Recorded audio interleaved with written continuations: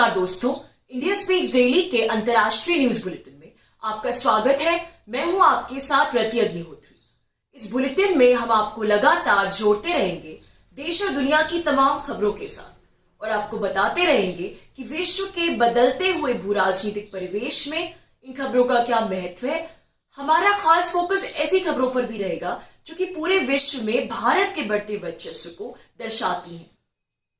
चीन और यूरोपीय संघ के बीच यूं तो पिछले काफी समय से तनाव चल रहा है। पिछले महीने शिनजियांग क्षेत्र में जो अल्पसंख्यक समुदाय के लोग रहते हैं चीन में, उन पर किए जाने वाले तथाकथित अत्याचार को लेकर यूरोपीय संघ ने चीन पर प्रतिबंध लगा दिए, चीनी ऑफिशियल्स पर प्रतिबंध लगा दिए। और 1989 से लेकर के बाद से ये पहली बार हुआ कि यूरोपीय संघ ने चीन पर इस प्रकार से किसी तरीके के प्रतिबंध लगाए। अब चीन भी सत्ते में आ गया और बदले में चीन ने यूरोपीय संघ की एंटिटीज पर और उनके ऑफिशियल्स पर प्रतिबंध लगा डाले। और उसने तो इतने सख्त प्रतिबंध लगाए कि यूरोपीय संघ की संसद के ऑफिशियल्स पर तक पे प्रतिबंध लगा डाले। 5 ऑफिशियल्स शामिल थे जिन पर प्रतिबंध लगाए गए। तो फिर इसके बाद चीन और यूरोपीय संघ के बीच जो व्यापारिक समझौता होने वाला था वो बिल्कुल खटाई में पड़ गया।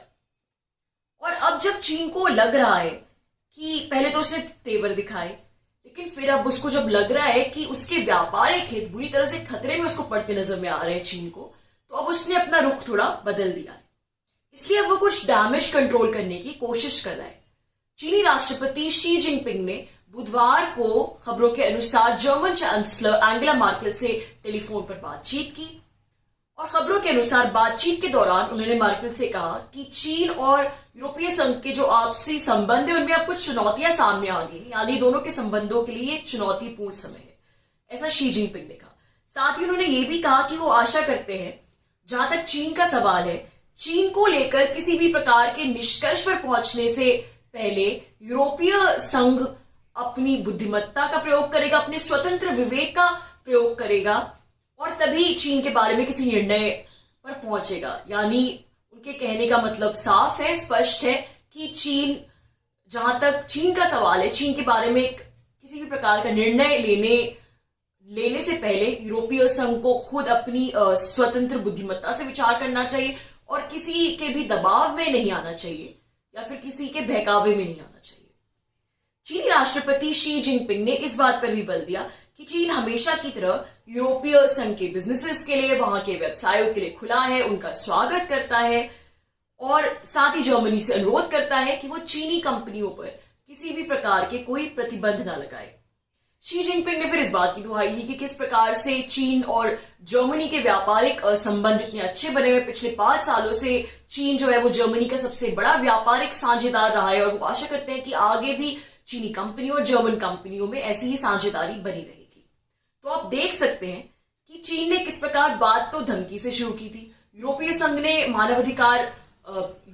संघ ने शिनजियांग क्षेत्र के समुदाय विशेष के लोगों के मानवाधिकार हनन के मामले में चीन पर जो प्रतिबंध लगाए, तो चीन ने बदले में इतने कड़े प्रतिबंध लगा दिए यूरोपीय संघ पर कि उसने यूरोपीय संघ के संसदों पर ही प्रतिबंध लगा दिए। तो शुरुआत धमकी से हुई, लेकिन अब धमकी से चीन अनुरोध तक पहुंच गया। उसके तेवर इस प्रकार से बदल गए हैं क्योंकि अब उसे दिखाई दे रहा है कि उसका व्यापारिक हित जो है वो खतरे में पड़ गया है। लेकिन जैसा कि हम जानते हैं कि ड्रैगन वास्तविकता में तो किसी से अनुरोध करता नहीं, सिर्फ अनुरोध करने का दिखावा मात्र कर रहा है और उसके अनुरोध में भी धमकी छुपी होती है। तो यहां भी ये बात बिल्कुल स्पष्ट है कि उसने ये बात स्पष्ट कर दी है जर्मनी के सामने कि वो जो कुछ भी कर रहा है अपने देश में, अपने किसी समुदाय विशेष को लेकर किसी के साथ कैसा भी व्यवहार करे, बाहरी दुनिया उस मामले में बिल्कुल भी हस्तक्षेप न करे, भले ही मानवाधिकार हनन का भी मामला क्यों ना हो।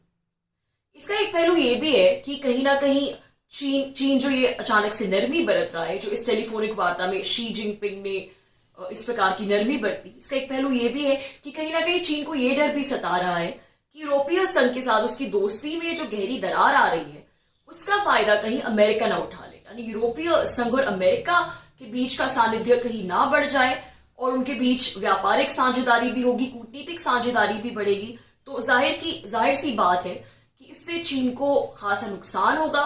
व्यापारिक तौर पर नुकसान तो होगा ही, लेकिन उससे भी ज्यादा नुकसान चीन को वैश्विक मंच में कूटनीति के लिहाज से होगा, कूटनीतिक स्तर पर होगा। क्योंकि यूरोपीय संघ के जो चीन के साथ व्यापारिक हित जुड़े हैं उनकी वजह से ही वो बहुत से मुद्दों में, चाहे वो हांगकांग का मुद्दा हो, ताइवान का मुद्दा हो या फिर कोई भी मुद्दा हो, बहुत से मुद्दों में चीन के खिलाफ बोलने से बचता है, एक बहुत ही डिप्लोमेटिक सा रुख अपनाता है। लेकिन अगर यूरोपीय संघ के रिश्ते अमेरिका के साथ सशक्त हो गए, उसकी अमेरिका के साथ व्यापारिक साझेदारी हो गई, अगर वो भी उसी खेमे में शामिल हो गया, तो फिर तो उसको ये डर नहीं सताएगा कि चीन के साथ उसके व्यापारिक हितों को कोई नुकसान पहुंचे, कि फिर वो धीरे धीरे चीन के साथ उसके व्यापारिक हित जुड़े उन्हें शायद विड्रॉ करेगा उस तरफ से और अमेरिकी खेमे में जाएगा, तो वो तो फिर वो भी खुलकर चीन के खिलाफ बोलेगा। तो चीन को ऐसा डर सता रहा है, इसलिए आपसी व्यापारिक संबंधों की दुहाई देकर इस आपसी व्यापार से यूरोपीय संघ को जो कुछ भी लाभ होता है, जो कुछ भी हो सकता है,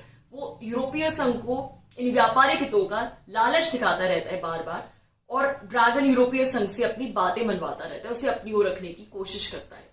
लेकिन अब लगता है कि उसकी ये टैक्टिक्स इतनी काम नहीं कर रही। अब हालात ड्रैगन के लिए थोड़े मुश्किल नजर आ रहे हैं, क्योंकि यूरोपीय संघ के सदस्यों पर ही प्रतिबंध लगा के उसने एक प्रकार से मधुमक्खियों के छत्ते में हाथ डाल दिया है, क्योंकि अब ये यूरोपीय संघ के लिए सम्मान का मामला बन गया है, जिसे कहते हैं प्रेस्टीज इशू बन गया है। क्योंकि ड्रैगन तो ड्रैगन ठहरा, प्रतिबंध तो वापस ले नहीं सकता, इसलिए जो नुकसान हो चुका है, होने वाला है, उसकी भरपाई इस प्रकार से अपने और यूरोपीय संघ के व्यापारिक संबंधों की दुहाई देकर कर रहा है।